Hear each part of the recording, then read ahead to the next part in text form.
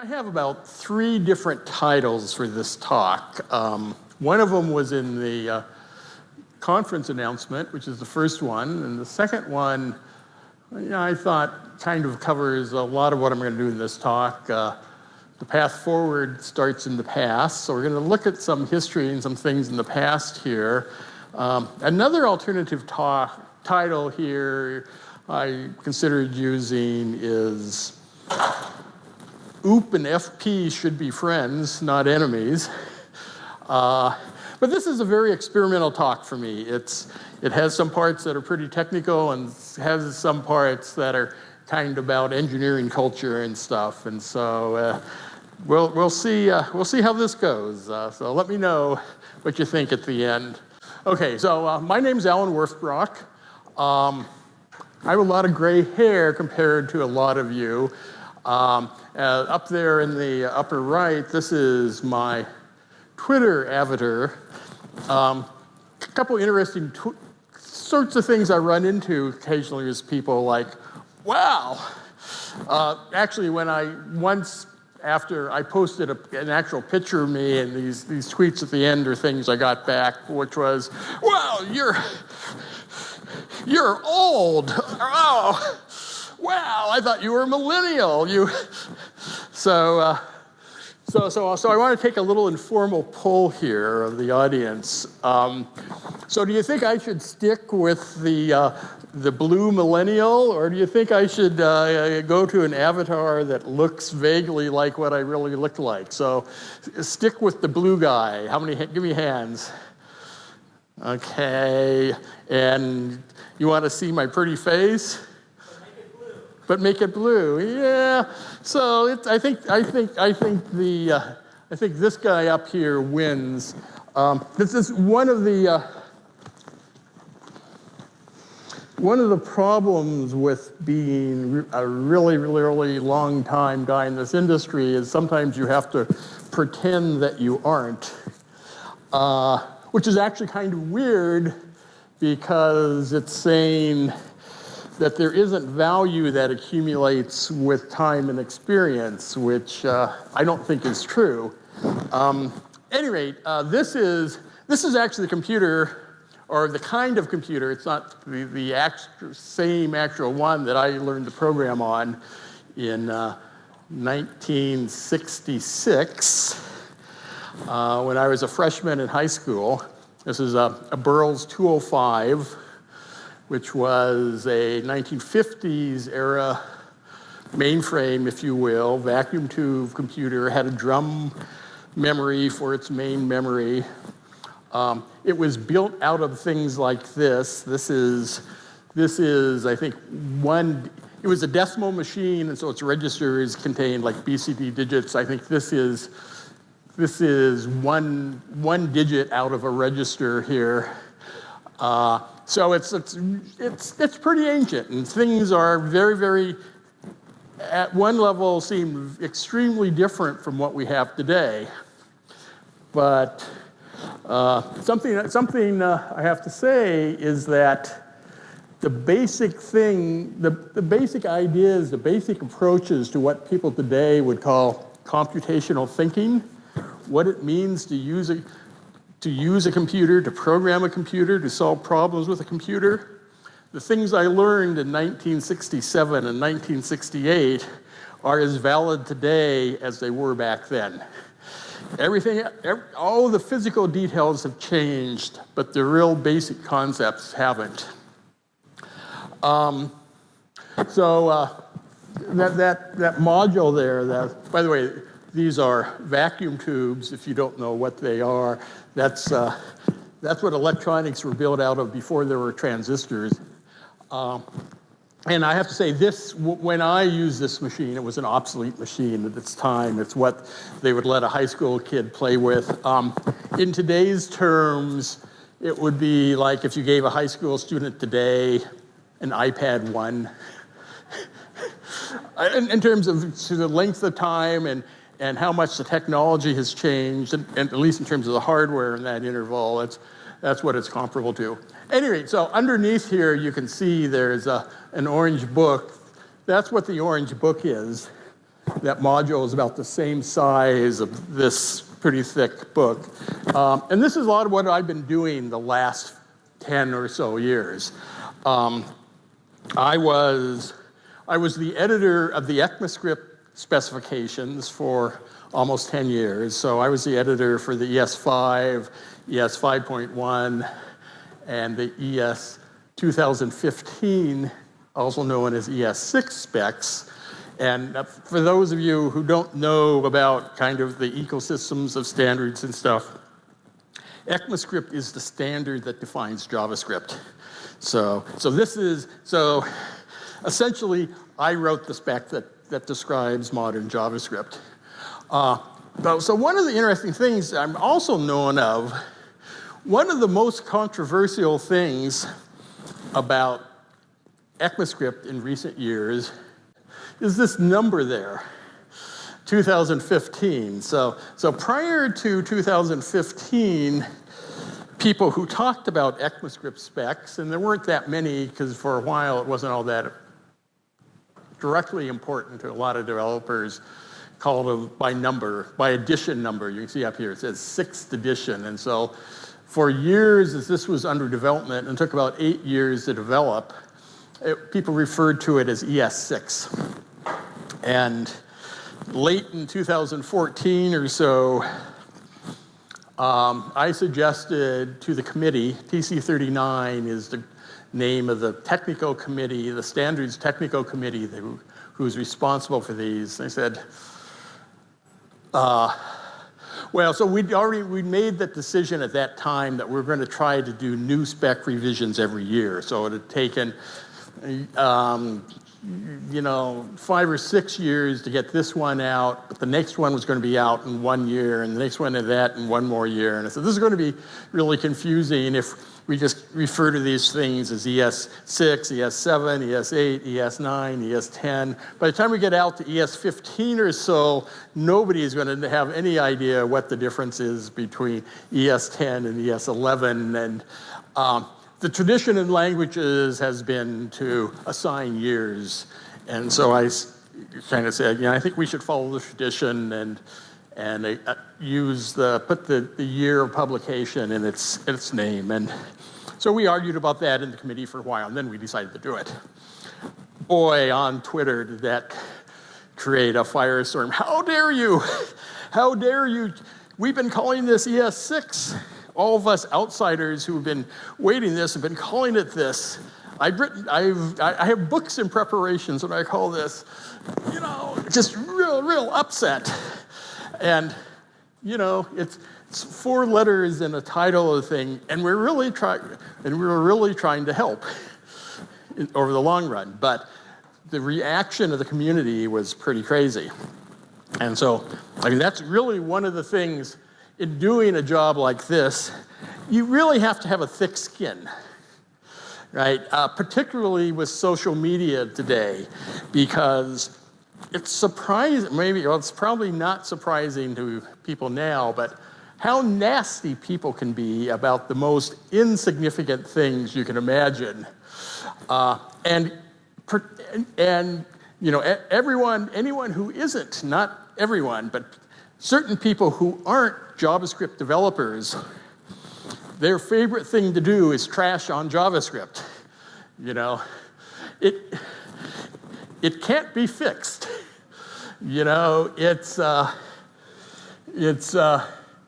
So stop trying. Don't try to fix it. Don't try to make it better. Throw it away.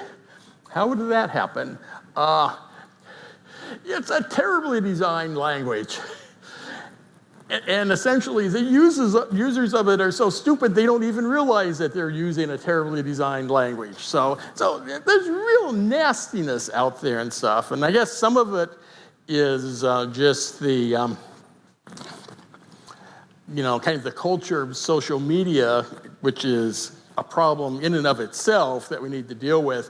But in the developer community, you have to ask, so why are people doing this? Are these all trolls, or are we training people wrong how to act professionally, how to interact professionally, how to have different opinions? So one of the things that what I was spending a lot of time on recently is my current big project is I'm working on writing for a conference in 2020 what hopefully is going to be the definitive history of JavaScript, how it was developed, how it evolved, what the forces that influenced it, who the people that influenced it, false starts, everything that happened essentially for the last 25 years. And this is going to be like a 100-page paper, so it's a big, big project. But one of the things I've been doing is, in the course of doing that, is I've been running early versions of browsers in JavaScript to see what's going on. And this is actually Netscape 2 running JavaScript 1.0. You can see it has a little REPL type thing down here. If you type JavaScript : up in the address bar, it would pop up this display, and where you can type single lines of JavaScript and it would display the results. And so I can use it to kind of explore what was the first version of JavaScript really like. And one of the reasons this is interesting to do is a lot of these angry people you see on the web, a lot of the angry people who love JavaScript like to make assertions about what the essence of JavaScript was, or what JavaScript was like from the very, very beginning. And how dare you guys in TC39 change something or add something, and we'll get into some of these things in a minute, that conflicts with the original goals, the original model, what JavaScript was all about. So one of the things I want to do is look at some of the things that wasn't there in JavaScript 1.0. So you think some of these things I list here are really part of the essence of JavaScript from the beginning. There wasn't a binding for the identifier undefined. There was no easy way to test if a value was undefined.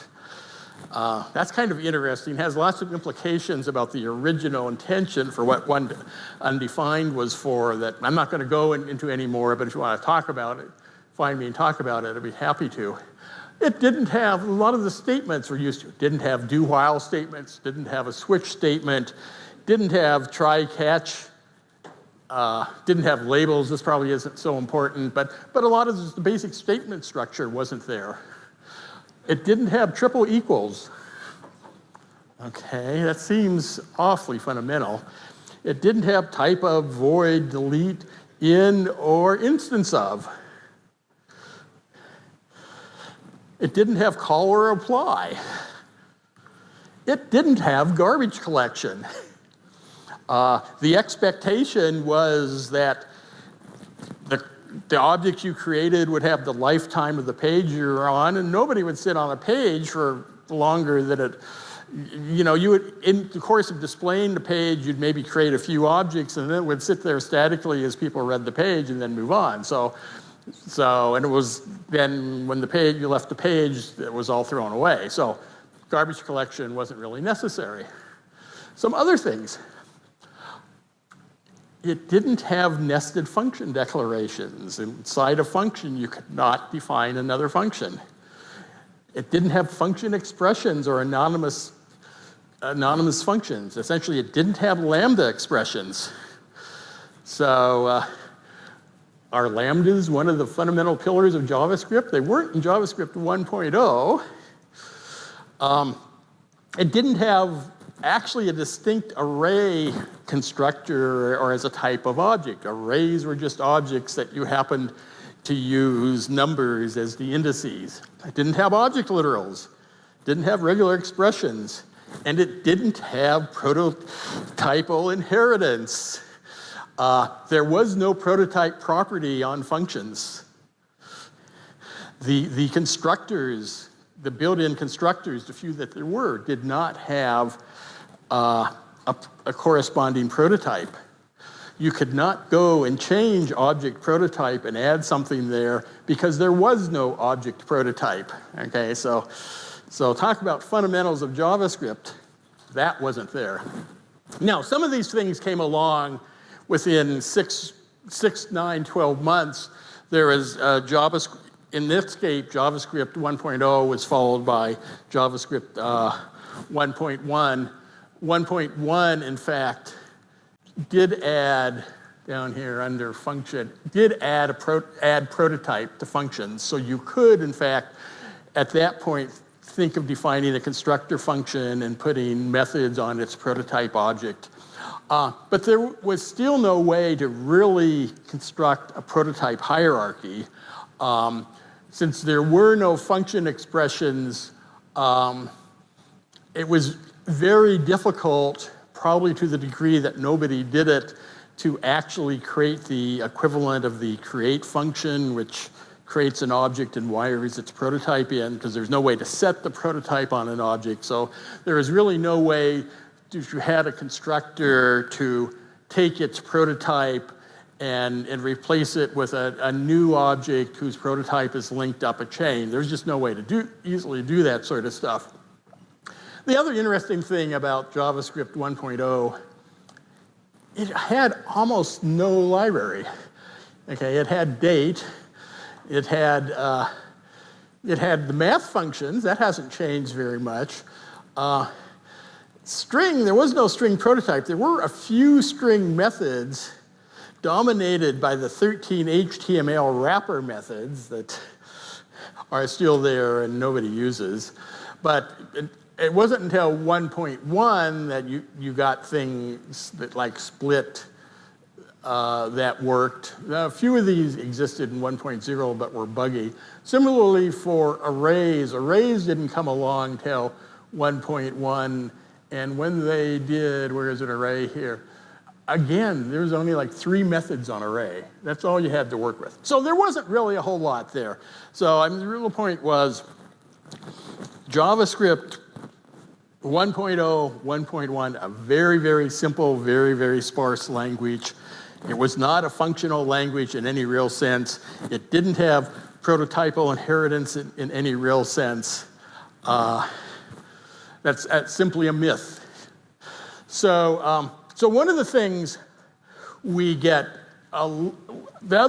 besides the 2015 nomenclature, the other thing early on we got, it took a lot of heat about on Twitter, was adding class declarations to ECMAScript 2015. Boy, that really got people upset, and you can maybe read these. I'm not going to try to go through on them, but basically it's fundamentally, how dare you add class? How dare you try to turn this language into C++ or Java, because simply having the keyword class means that's what you've done. Okay, well, that says to me, as a person who's saying that actually doesn't understand object-oriented programming, because those languages are not the epitome of what object-oriented programming is all about. So at any rate, so what I'm going to get in here is, as I go on here, I'm going to get some of the history of this and explain how we got here, and again, why these people shouldn't be so angry, but they are. So fundamentally here, you see that people are just getting things wrong.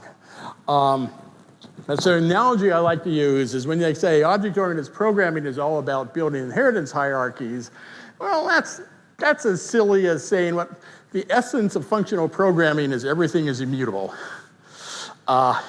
If that's what you think object-oriented functional programming is, then you clearly don't understand functional programming.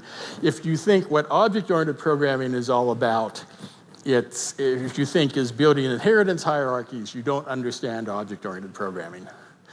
So I want to talk a little bit about how JavaScript got to be this way. This is a quote from Brendan Eich, the original developer of JavaScript. This is a recent quote, but he basically says, you know, one of the reasons JavaScript doesn't have, from the beginning, didn't have a class concept is because of a business relationship with Sun, right? The whole idea of naming this language JavaScript and collaborating with Sun was really a marketing scheme. And Sun wouldn't want, having class there from the perspective of Sun would devalue Java. So class is forbidden, don't put it in. So, so Brendan had to do something else. And so, you know, again, these are some tweets from him, but it's, you know, so he was looking at other things. He was looking at hypercards, for those of you who know what hypercard is. If not, that would be another interesting side discussion to have. But it had a sort of prototype, it had where you had objects that acquired behaviors from other objects through a delegation, if you will. He looked at this language called self. And self was, again, an object-oriented language that didn't have classes. So, and self is a very interesting language. Self was derived from Smalltalk. It's a Smalltalk derivative. And the idea in self was, well, let's build a language that's focused on exploratory programming, experimenting, and let's see how simple we can make it. So let's remove concepts like classes and only have objects and figure out how to do things just with objects. One of their papers, is Programs Without Classes, goes through and describes how they build structures to do the equivalent of classes without having classes in the language. So that's cool from the perspective that's saying, well, you maybe can get by without classes. The other thing, though, is you actually read the paper and you say, well, what they've done here is recreated classes with a bunch of works. So it's like, there seems to be something kind of essential about classes that where even if you don't have them, you go and you build something that's a lot like them. So let's keep that in mind as we go forward here. Because it's also interesting that even though at the beginning, JavaScript was forbidden to have classes, as soon as it moved into a standardization process, classes kept trying to get back in. So at the very first meeting of TC39, the JavaScript Standards Group, in November of '96, there was a proposal presented to adding a class definition to Java. Okay, so actually this was before, well, it's just at the same time that prototypes were being added, right? So very, very early, people were thinking about classes. And this is actually a page out of one of the drafts that preceded the first edition of the ECMAScript standard. And this is kind of the outline of the section of the standard that describes the built-in objects, the built-in constructors. And the interesting thing in this draft, and it changed before the final thing, note the word class appears here all the time. You have the string class, you have the number class, you have the Boolean class, the function class, the array class, and then you have, you know, what's the constructor, what the instances do, or if you will, what's on the prototype object, what's on the instances. And part of what's going on here, you need a term. You talk about, in the final version, and it's still in the ECMAScript standard, the word class was replaced by object, right? So it's the string object, the number object, the Boolean object. But if you think about what's being described here, you aren't describing a single object, you're describing a whole family of objects with a common behavior and how you go about creating them. So this idea of a class as a way to describe objects that have something in common is a pretty fundamental thing, and we're going to talk about some more about why that's fundamental. One more quick thing here I wanted to say here about the classes in JavaScript. So this is essentially, if you map out the objects associated with a constructor in JavaScript or the class declaration in ECMAScript 2015, you get a picture that's like this. You have a constructor object. The constructor object has a prototype. The prototype object contains a bunch of methods. the methods, the instances inherit from the prototype, and prototypes can inherit each other. And you get a picture that looks like this. I mean, this, if you've thought about the structure of this and mapped it out, you see this. And this is the way the built-in constructors, the built-in so-called objects in JavaScript have always been represented this way since ECMAScript 1, since JavaScript 1.1. So Smalltalk is sort of the grandfather of dynamic object-oriented languages, certainly like the grandfather or great-grandfather of JavaScript. If you map out how objects work in Smalltalk, it looks like this. You have so-called class objects. Class objects have a method dictionary that contains, which is an object that contains the methods that the instances of the class, which reference up to their method dictionaries, have, and it's all dynamically placed together. It is the same structure. It's just different terminology for the same thing. Okay, so I want to go back even deeper. Why are we doing objects at all? What's important about objects? Why do we have them? So objects came, sort of the origin of objects is a programming language called Simula. It was developed in 1962 in Norway, and it was developed to support the creation of discrete event simulations. So a discrete event simulation, so a continuous simulation is a simulation where you have a bunch of equations that describe how a system works, and to run the simulation, you just pump numbers through the equations and run them over and over again until you get an answer. It's how people kind of do weather prediction and stuff like that. A discrete event simulation is basically what people do when they really don't have equations. They don't have a mathematical model of how a system works, but they can sit down and identify the pieces and how the pieces interact, and so they can build literally a model in the computer that simulates those interactions, and then they start the machine running and see what happens as values propagate around from entity to entity and things change, and so that's what Simula was invented to do. As they say here, well, let me just, I think I'm going to go on here to the next slide because it covers this. So you need to look at kind of the state of computing in the 60s when Simula was first developed, and then in the 70s. So in the 60s, people were still writing programs that were a long list of statements, and mostly they were working on arrays and crunching numbers in arrays, and they weren't big arrays because the machines were very small. You had program sizes that were measured in tens of K of program and data, and they were very slow. And as these programs got too big, as you got above 5,000 or 10,000 statements in a program, you can't keep track of them in your head very well. And so what was invented? Subroutines were invented. So you could take a bunch of statements and you could abstract them down to a single thing and think about what the different subroutines do instead of thinking about what all the different statements do.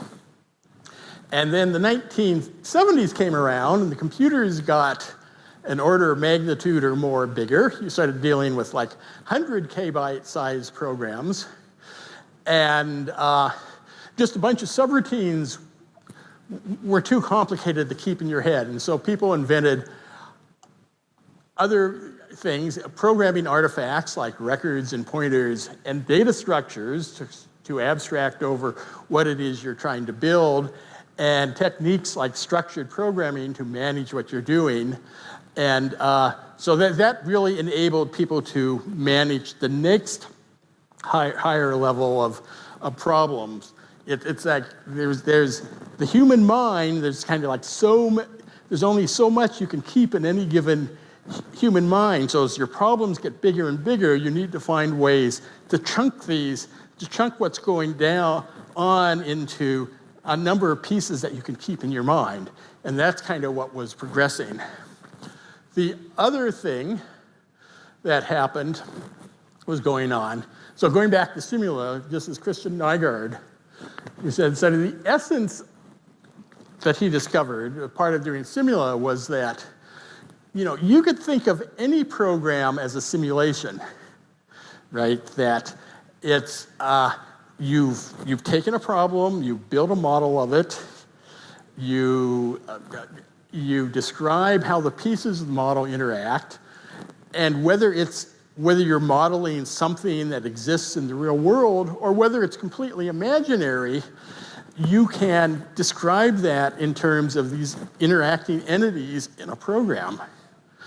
Okay, and that's what Simula did. That was the way they introduced to deal with more and more complicated problems, to think about them as modeling an imaginary world. So also in the mid-70s, this guy named Alan Kay came along, and he wanted to build a personal computer for children of all ages called a Dynabook. And he started working with kids, and he knew about Simula, and he discovered that lots of things that kids do are really simulations. And so he invented a language called Smalltalk that took ideas from Simula, the idea that you had entities that had behaviors, and you could hook them together and build a language, and gave them the kids, sorry, keep hitting the wrong button, gave them the kids who built simulations, but they also discovered that that same language was useful for building things like this. And if you were in 1977 and were showing this, you'd say, I've never seen anything like this before. What is this? These are very rich and complicated programs that are creating displays of a nature I've never seen. Oh, look, we have events here, and all sorts of concepts that we're used to today were all developed in this context. So that was kind of showing that, well, objects and object-oriented programming actually was useful for effectively systems and applications programming.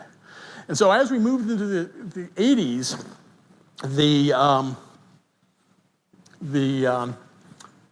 basically, okay, we got another order of magnitude. So moving to the 80s, we're getting to the era of personal computers, and people are trying to build graphic user interfaces, complex applications like word processors, spreadsheets.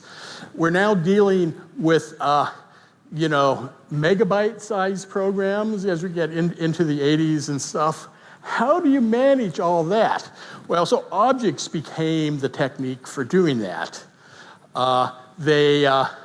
Basically, object-oriented design and programming really became the tool for managing the complexity of 1980s and beyond computing. And so one of these at a conference, well, occasionally people ask me at a conference things like, how is it that you're still in this field when you're so old? And stuff like that. And one of the guys who asked this question had another question. He said, well, don't you feel bad about the failure of object-oriented programming? And I kind of said, huh, what are you talking about, the failure of object-oriented programming? And he said, well, object-oriented programming said it was going to offer all these benefits of reusability and modularity and all this stuff, and clearly it's a big failure. And this was in like 2010. He asked me this, and I said, have you ever looked at what people were building in 1980 and what they're building today? How do you think we got from there to here? It's so much more complicated what we're doing today. How do we manage that complexity? So objects is what did it. So I'm going to be running out of time here, so I'm going to zip along here. Look up William Cook's definition of objects. You'll find out that it's not about inheritance, but it's about something else. It's about behavior. So really going forward, let me just say that what we need to do is not throw away one technology. We don't need to throw away objects. and adopt functional programming, because there's things that functional programming is really useful for, especially when you're dealing with homogeneous data, big arrays of data that you can do map reduce type operations on. And there are other things that objects are really good for, which is abstracting over very complicated heterogeneous systems. We need both. And more kind of bitchiness about stuff, but I want to get down here to this thing here. You know, basically, you know, functions and objects each have a role, and we need to be using it. We need to be developing them. So just kind of wrap up quickly, kind of 4 things here I think we need to watch out for. In our industry, we're awfully susceptible to fads or fashions. Everybody wants to be up to date on the most current thing. We don't pay a lot of attention to the past. We don't pay a lot of attention to how we got to where we are and how that may guide where we're going in the future. So, and we don't really pay a lot of attention whether the current fad or fashion is going to be sustainable or whether it's really something we need. So I'm not saying don't pay attention to new technologies that come along. I'm saying evaluate them critically. Is this something that makes sense? Another thing, boy, are we susceptible to overselling. Any new thing that comes along is the mythical silver bullet. You gotta use it. And one of the reasons this happens, I just wanted to point out, is there's a whole section of our industry that depends upon people buying new things. And if your business is training, if you are a high-end consultant, if you are building educational materials, you need new stuff to sell, right? So I'd recommend have a skeptical eye towards people who are selling you stuff. Now, I've been in that professional services business myself and founded a company and where we sold stuff like crazy, and the way you got top dollar is saying it's just the greatest new technology and you need to pay us thousands of dollars a day to come tell you how to use it. But just keep in mind, those people have more than just, you know, wanting to educate you in mind when they do that. There's a lot of zealotry, right? And I put this different than passion. If you've developed a new technology, I expect people to be passionate about it. And often you find that the actual developers of the technology aren't the zealots, the people who say, you must use this new thing, you must use it this way, and you must throw away everything else you've done. But often they have disciples who perhaps are selling something, who become very dogmatic about the one right way to do things, going along the new path, not the old one. And boy, do we have a culture of competition. And maybe some of that is, I'm not sure of the origins of that. Maybe some of it is actually Silicon Valley culture that then gets weaved through the whole industry and stuff where you know, you have to be the winning company in a category, and that you are on a short clock, and so you have to win fast and you have to win big. Some of it may be actually some part of the youth, the relative youth of our industry, that younger people maybe are very competitive. They're trying to carve out a place in the world, and they kind of learned how to cooperate rather than compete. But it's a big problem. I just see far too much competition on things where we don't need to be competitive. And so, to wrap up, and I got 5 seconds here by my timer, you know, I really think what we should be doing from a technology perspective is we should be collaborating, not competing. We should be trying to create a growing set of tools, techniques, technologies that we use to solve problems, because we keep having a bigger and bigger set of problems of new types and new domains. And you know, a true profession is interested in developing a set of tools, not beating each other up. And so that's kind of where I want to leave this. Let's cooperate, let's collaborate, let's not fight. So thank you.